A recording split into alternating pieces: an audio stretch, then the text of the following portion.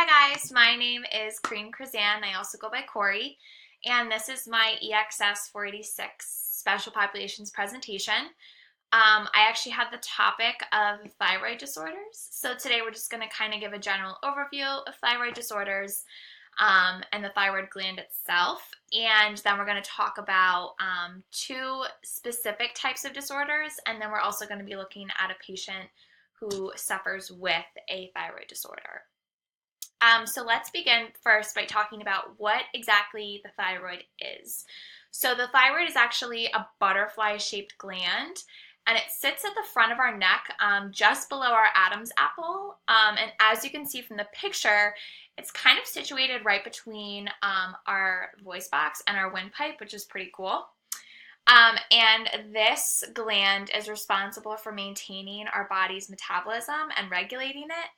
And it does this by producing different hormones. So it produces T3, T4, calcitonin, and that's basically it. The calcitonin is what's going to control our blood calcium levels, and the T3 and T4 are what's majorly and predominantly produced.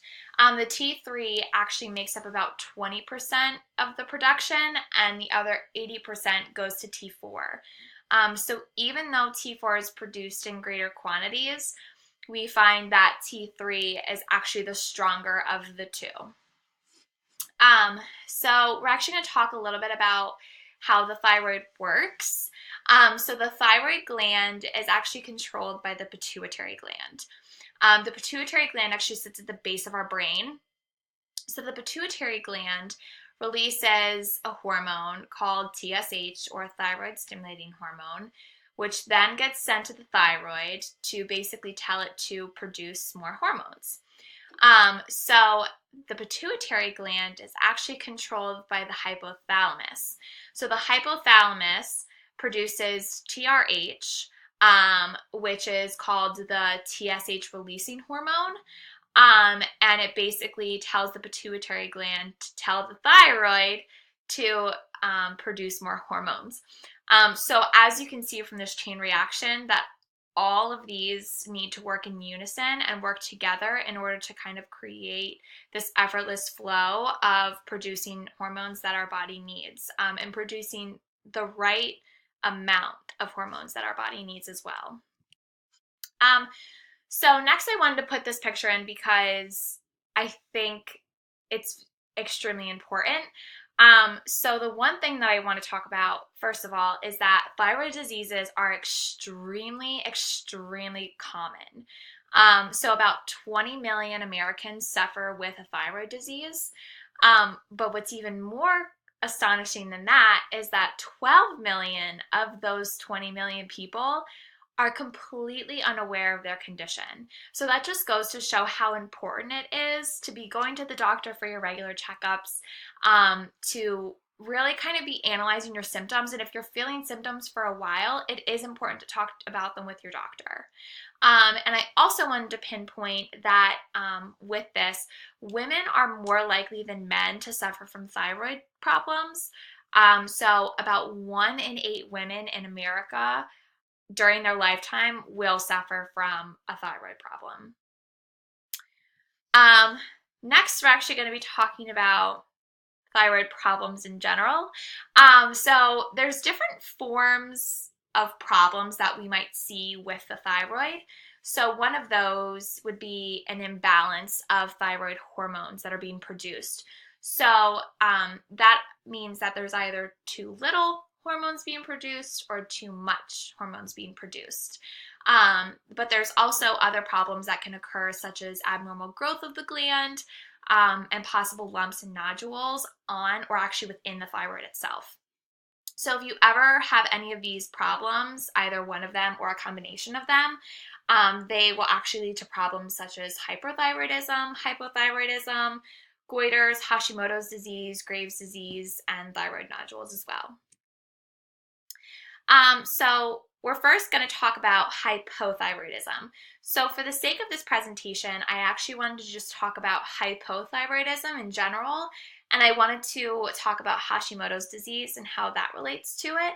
And then on the opposite end of the spectrum, I wanted to talk about hyperthyroidism, and I wanted to talk about how Graves' disease is what's going to affect that.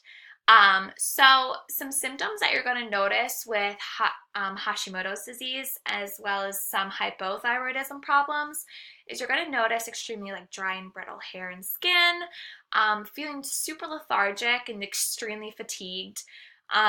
You're going to have a hard time losing weight.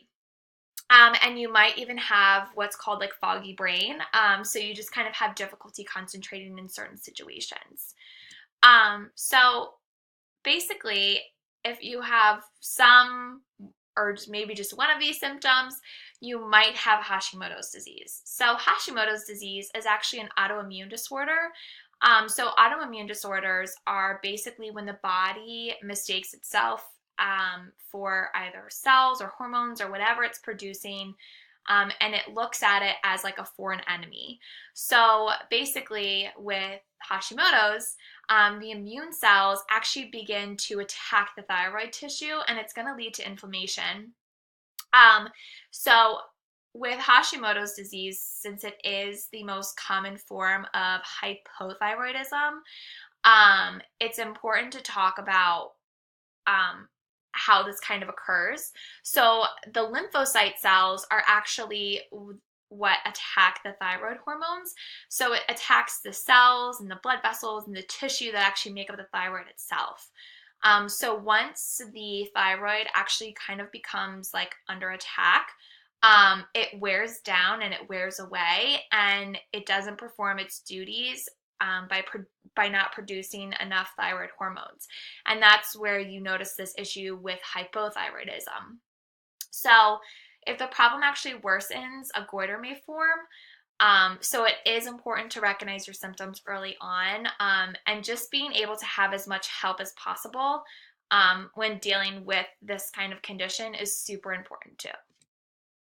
So with Hashimoto's, there's actually really only one treatment option for it, and that is actually the treatment of thyroid hormone replacement therapy. So basically, this therapy compensates for the lack of thyroid hormones that are being produced. So it's an oral pill that you take either once or twice a day, depending on your doctor as well as your prescription. And it mainly comes in the form of T4. And the reason why it actually comes in the form of T4 is T4 compared to T3 is the only hormone of the thyroid that will be able to break down to T3, which the body will use more readily. So you would want to have more T4 on hand than you would want T3 on hand. So that's why you'll notice a lot of treatment options with this are mainly T4 related. So now we're actually going to talk about hyperthyroidism. So Graves' disease is actually what connects with hyperthyroidism. So some of the symptoms that you'll recognize with Graves' disease are like anxiety and irritability, so like mood swings. You'll notice that someone's actually super sensitive to the heat, so they get hot very quickly, and they have a pretty rapid and irregular heartbeat. But the one symptom that I do kind of want to pinpoint, which is something that most people notice with Graves' disease, and that is actually the bulging eyes. So you'll notice someone, a lot of doctors will notice that symptom first when someone begins to talk about, their different symptoms that they're feeling. If they notice those bulging eyes, they'll know that it's probably going to be related to something either Graves' disease or hyperthyroidism. So Graves' disease is actually also an autoimmune disorder. So in this case, however, what the body is doing is it's actually producing antibodies. And these antibodies are called the thyroid stimulating immunoglobulins. So basically, from these antibodies, it causes the thyroid to grow and produce too many thyroid hormones that the body needs. So because of this production and the overactivity of the thyroid, that is why Graves' disease is the most common form of hyperthyroidism that there is, because the body is just continually producing thyroid hormones. So the reason, or what we can do to treat Graves' disease, as a matter of fact, there's a few different options compared to hypothyroidism, Hashimoto's disease. And that would be anti-thyroid medications, again, doing the same thing, taking an oral pill. There's a second option of radioactive iodine, or RAI, and this works by destroying the thyroid tissue cells that limit the thyroid hormone levels. So one thing that people will notice is that when you do limit the thyroid hormone levels, hypothyroidism sometimes begins to set in, since the thyroid will no longer really be producing the adequate amounts of hormones that are needed. And the third option is actually surgery. So obviously this is like the last option that we want. But what we can do is we can either remove the thyroid completely or partially remove part of the thyroid. So now let's talk about the case study. So for the case study, we have a 19-year-old female, and she's a college student. So she began noticing symptoms, and she went to the doctor, and she was diagnosed with Graves' disease.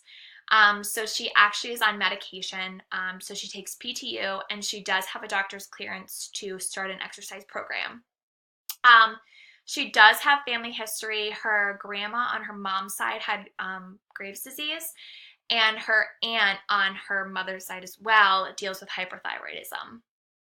She lives a pretty sedentary lifestyle, and again, going back to that point of her being in college, she does drink pretty regularly. She probably has about 2 to 3 drinks a day, but she does not smoke. So let's look at her risk. So she has a really low BMI, which is great. However, we do notice that she does have a high blood pressure, but that's just because it's a common symptom of people with hyperthyroidism, with that rapid and irregular heartbeat. We also do notice an increase in elevated blood pressure as well. But all of her other levels look pretty good, as well as her HDL and LDL.